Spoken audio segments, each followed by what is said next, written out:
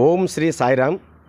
मु श्री रमाकांत दास श्री सत्यसाई सेवा संगठन भद्रक साई जिला 2 पूर्वतन जिला युव संयोजक एवं वर्तमान श्री सत्यसाई सेवा समिति विनायपुर रक्तदान इंचार्ज भाव में कार्य करुच्ची।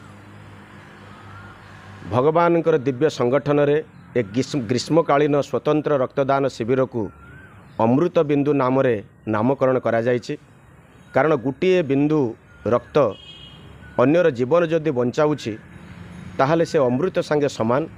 तेणु यही नाम को कृतार्थ एवं सार्थक करने श्री सत्यसाई सेवा संगठन बागदा विनायपुर भजन मंडलीर समस्त युवक बंधु माने भौणी माने श्री सत्यसाई सेवा संगठनर समस्त नेतृत्व माने समस्त मिलित उद्यम बागदा विनायपुर भजन मंडली ठारे एक स्वतंत्र ग्रीष्मकालीन रक्तदान शिविर आयोजन करा जायछि। एथिरे भद्रक ब्लड बैंकर समस्त कर्मचारी माने एवं स्टाफ आसी अपूर्व सहयोग करिसंती एवं स्वेच्छासेवी संगठनर युवक माने युवती माने एवं जो माने रक्तदान करती कंटिन्यूड प्रोसेस रे समाने समस्ते आसी ये महत शिविर रे योगदान करिसंती।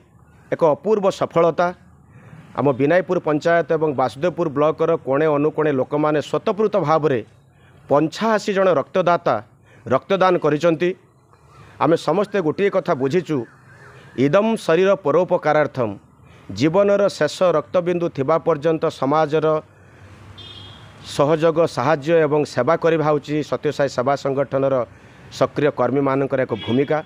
सेतिपई ताकू आखि आगरे रखी आमे रक्तदान एक महत्वदान श्री सत्यसाई सेवा संगठन भद्रक 2 भजन मंडली समिति स्तर में आमे सबुआड़े रूटीन वाइज तारीख वाइज आमे ये रक्तदान शिविर करुचु। मु व्यक्ति विशेष रे कहबा को चाहे, मु जड़े रक्तदाता।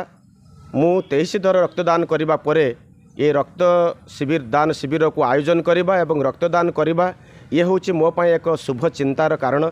मु सबुले चिंता करि थाए समाज रे सेवा करिबा एवं समस्तंक पाखरे दुख सुखरे पहुँचवा, ये होची आमर व्रत। तेणु भगवान ठारे प्रार्थना करी जो आयोजक माने आमर सत्यसाई सेवा संगठन समस्त भाई भौणी माने जो माने रक्तदान करी एक विशेष आनंद पाइचंती सेमानंकु भगवान कृपा करंतु, तांको जीवन सुखमय स्वाच्छंदमय हेउ भगवान ठारे प्रार्थना करुछि। तेणु